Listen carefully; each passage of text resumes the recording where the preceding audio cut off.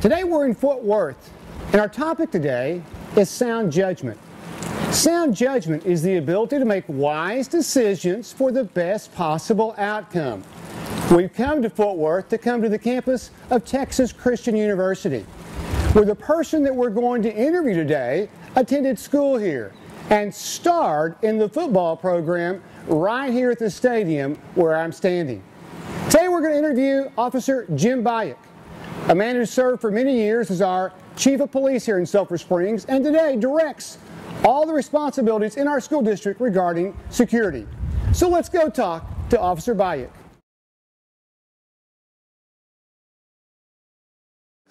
Well, I was born in God's country, which is Salida, Colorado. It's a little bitty town up in the Rocky Mountains. Sits about 7,000 feet above sea level.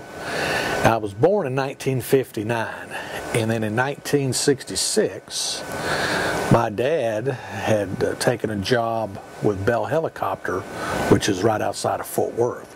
And so we moved to Texas in 1967. So I was raised in Bedford, Texas, which is a suburb of Fort Worth. Sits between Dallas and Fort Worth.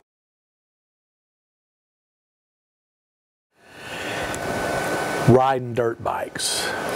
Where I grew up in Bedford, and if anybody's familiar with Bedford, the main road, which was 183, is the interstate. And I lived right off a road called Central Drive, and Central Drive was a two-lane dirt road when we first moved there. And so there was a lot of fields and pastures and trails, and now it's just wall-to-wall houses and restaurants and shopping malls.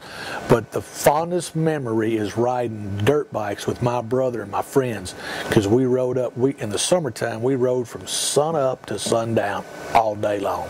Just went anywhere we wanted to go, because you didn't have the traffic you have now.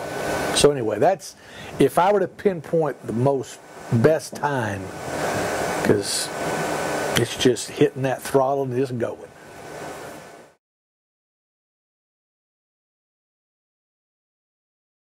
I went to the TCU, Texas Christian University, on a football scholarship, and I played high school football at Euless Trinity, and so we went there. And the reason I went there was my brother was 2 years ahead of me, and he was a quarterback, and then I came in as a linebacker.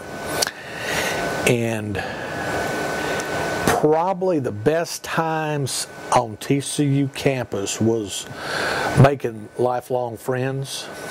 And when you played football, during football season and off season, that's pretty much all you did. And so just the bonding that you had with the other players from all over the country. We had players from California, Michigan, different places, and it's getting to know them, getting to know them, just to be around people that I did not grow up with. I thought it was very interesting to hear their stories on how they got from this point to this point. Because I'm the type of person, if you were to move to Sulphur Springs, the first thing I'm probably going to ask you is, how did you get to Sulphur Springs? I just like to know, how does it all evolve? Let me say, when I was in college, every athlete had an academic advisor, and they wanted you to kind of keep on track, because the whole purpose of going to college is to obtain a degree, because football doesn't last for everybody. Some go a little bit farther to the pros, and after 4 years, it's over. So for me, probably my junior year, I was on track to graduate. I'd taken 16 hours a semester, and my academic advisor came to me and says, look, you need to take an elective, which was just 1 hour. And I said, well, what's available? He said, well, this. And he said, I think you'd be interested in this. I said, well, what is it? And he said, it's police and community relations. I said, okay, I'll take it. So I signed up for the class, and during the semester, our professor had it set up with Fort Worth PD to go out and ride with an officer. And so in probably a 5 to 6 hour span, we answered a shooting, a stabbing, and an armed robbery when I was riding with him. And I just fell in love, because I'm an adrenaline junkie anyway. And I like action, I like the unknown. And so that's how it all started, and then I just fell in love with the idea. Okay, currently right now my title is the Chief of Police. Now a lot of people don't know, but the Sulphur Springs Independent School District has their own police department. And we have 8 officers, and I make one of the 8. And I have officers assigned to different campuses. As everybody knows, you see an officer on your campus. And for the most part, our administration, present and past, and the school board president and past, due to our country and some of the school incidents that have happened, they have taken upon themselves to have armed police officers on their campuses. Probably the one that sticks in my mind the most. Now I'm dating back to 1983 when I first got on with the city of Fort Worth at their police department after graduation. Drunk driving. I worked an accident where a teenager was killed as a passenger in a vehicle, and their friend was intoxicated.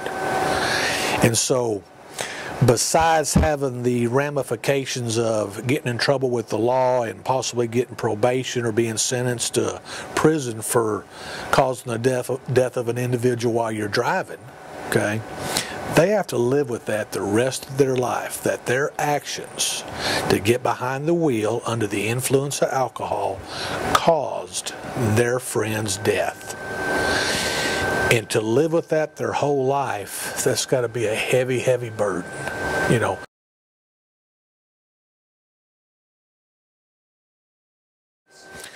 I think what they'll deal with is the peer pressure. That everybody wants to be liked, but then yet there is I can't really tell you how much, but a lot of bullying going on. And bullying, has different factions, from physical to intimidation to psychological, making fun. And so some of the pressures they got, I think, forced them to make bad decisions. Because everybody, I believe, wants to belong to something. Okay, and when you grow up, some are athletes, some are good in school, drama, band, just a whole gamut of options. But I think the biggest thing is everybody wants to be liked. Everybody wants to have friends. Well, you might have to do things that you shouldn't do because you want to be this group's friend. But should you do something to be their friends, that right there, one can get you suspended from school, go to the alternative school or in-school suspension, or end up at the detention center in Greenville that you have to go before a judge because what you've done is a criminal offense.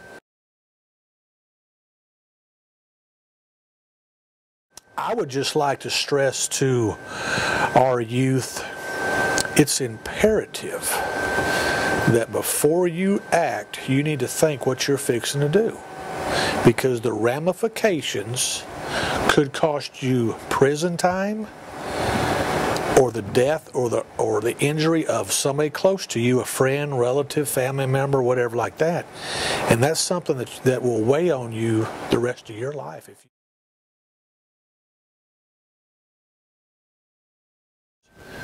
But I think the biggest thing is everybody wants to be liked. Everybody wants to have friends. Well, you might have to do things that you shouldn't do because you want to be this group's friend. But should you do something to be their friends, that right there, one can get you suspended from school, go to the alternative school or in-school suspension, or end up at the detention center in Greenville that you have to go before a judge because what you've done is a criminal offense. And then depending on the severity of the offense you commit, you could possibly be certified as an adult. And if that's the case, and that has to be a serious offense, that's the case, then you'll go to the penitentiary. So I just encourage our youth to think before you act and think before you speak.